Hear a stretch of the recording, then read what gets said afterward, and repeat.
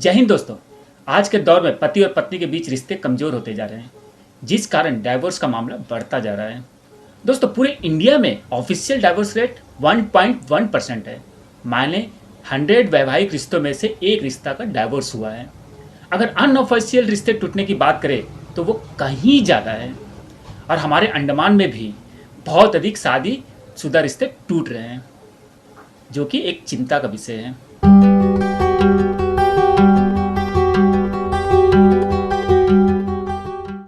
आप जानते हैं कि भारत ही एक ऐसा देश है जहां डाइवोर्स पुरुषों द्वारा इनिशिएटिव किया जाता है।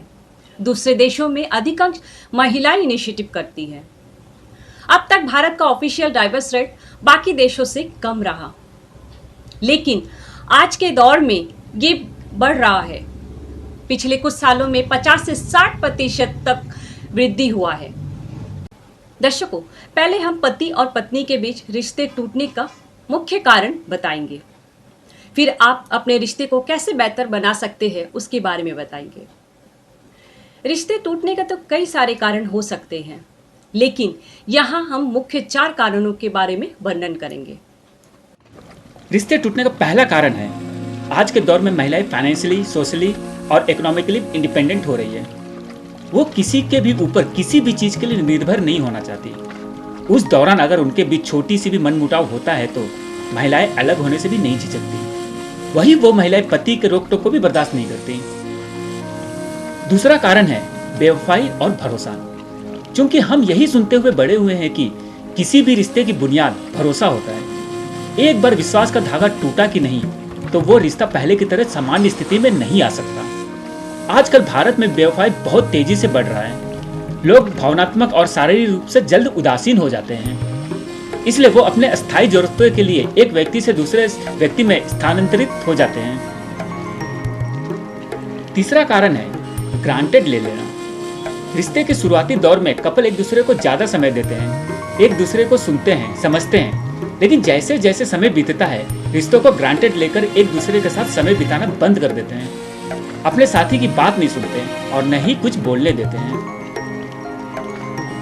चौथा कारण है पति और पत्नी के रिश्तों में परिवार और दोस्तों का हस्तक्षेप। देखा जाए तो अंडमान में अधिकांश वैवाहिक रिश्ते टूटने का मुख्य कारण पति और पत्नी के रिश्तों में परिवार और दोस्तों के हस्तक्षेप का होना है। वैवाहिक जीवन बहुत लंबा होता है और उस दौरान छोटी मोटी मनमुटाव भी होते रहते हैं। लेकिन जब पति और पत्नी के झगड़ों के बीच परिवार और दोस्तों का हस्तक्षेप होता है तो झगड़ा रिश्ते के टूटने बदल जाता है।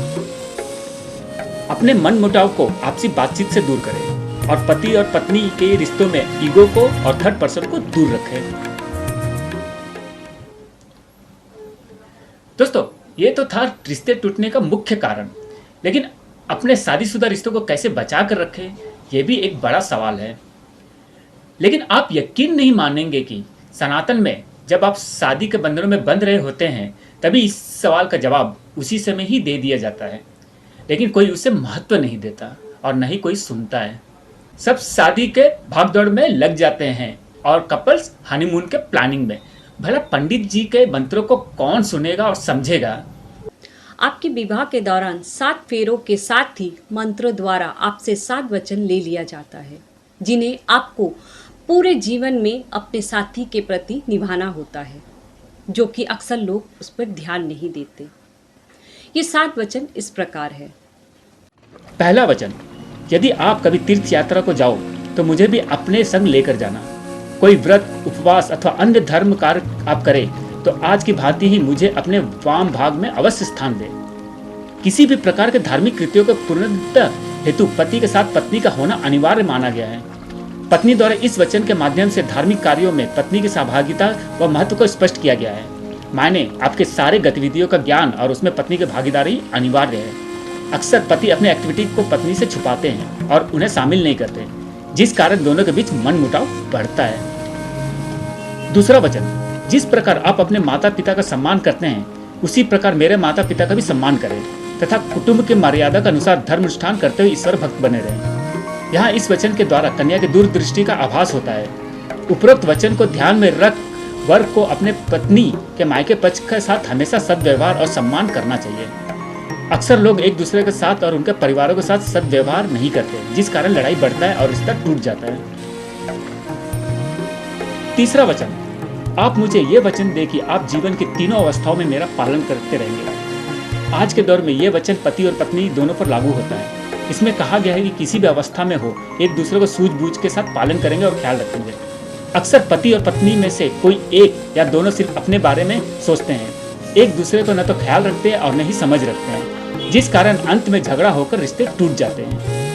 हो सकता है जीवन के किसी पड़ाव में किसी को मुश्किलों का सामना करना पड़े, उस समय एक दूसरे का साथ देना चाहिए।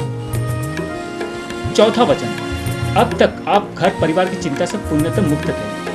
अब जबकि आप विवाह के बंधन में बनने जा रहे हैं तो भविष्य में परिवार की समस्त आवश्यकताओं की पूर्ति का दायित्व आपके कंधों पर है। इस वचन में कन्या वर्ग को भविष्य में उसके उत्तरदायित्वों के प्रति ध्यान उत्कृष्ट करती है। इस वचन द्वारा यह भी स्पष्ट किया गया है कि विवाह तभी करना चाहिए जब आप अपने पैरों पर खड़ा हो, पर्याप्त मात्रा में पैसे कमा रहे हो। यह वचन उन युवाओं पर लागू होता है जो युवा अवस्था में प्रेम में पड़कर परिवारों से लड़ झगड़ कर शादी करते हैं और जब अंत में घर का खर्चा उठाना पड़ता है तो उसमें असफल होकर एक दूसरे के साथ रिश्ता तोड़ देते हैं। शादी करने से पहले पति और पत्नी कमाना शुरू कर दें ताकि किसी पर अपने जरूरतों के लिए निर्भर न रहें।